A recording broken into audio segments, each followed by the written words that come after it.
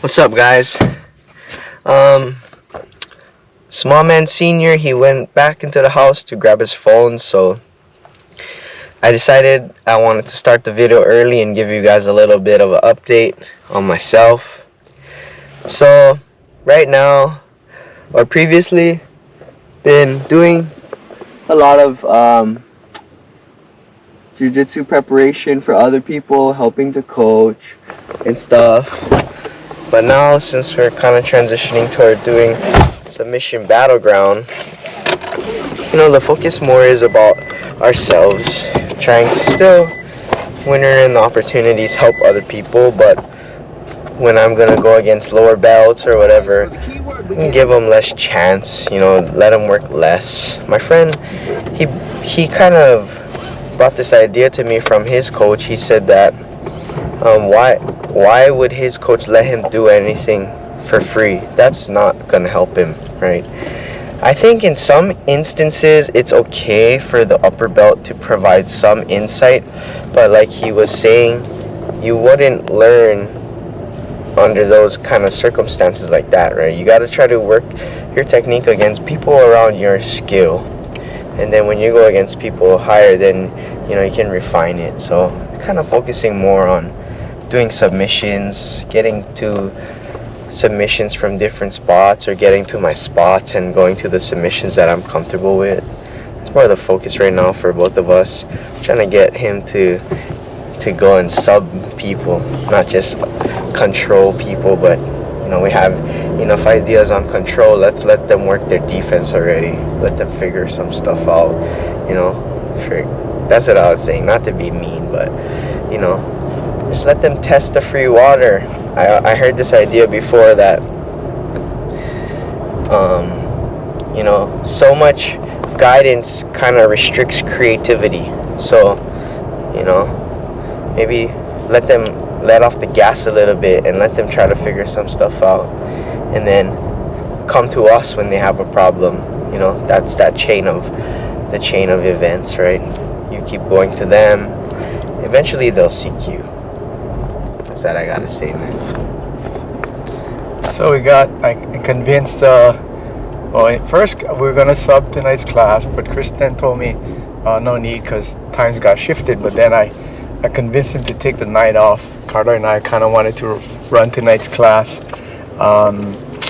for the kids. Adults too, but more so for the kids, because today is the level 2 class where they get to roll, and it's a little bit more advanced students. Yeah, it's not like the 5-year-olds that don't know their left foot from their right foot. So want to push them to a comp style class like we kind of do for the adults, especially because tournament's coming this weekend.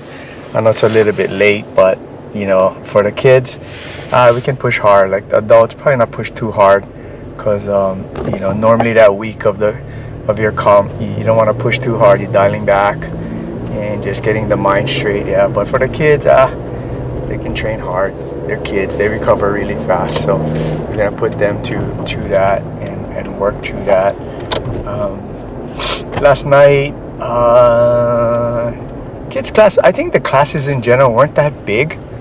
I guess because it was a holiday. Adults class was a little bit bigger, maybe like 20, 22, and then the kids class was like about 20-ish. It was kind of cool though. Kawhi came down after their training at Mililani, brought 2 of his guys that are competing, and then we had 3 guys that are competing on our side, so they kind of did some shark tanking each other and pushing each other.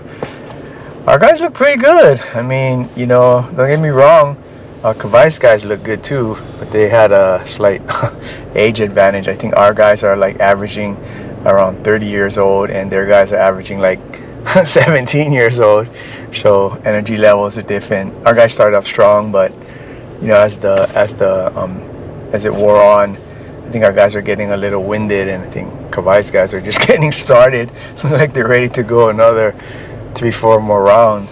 But yeah, I think probably before the next comp rolls around, I talk to Kawhi a little bit and say maybe we should try to do that, in the weeks leading up to the comp instead of right at the end. That way, they're more used to it. Yeah, they're more used to it. more people can be involved.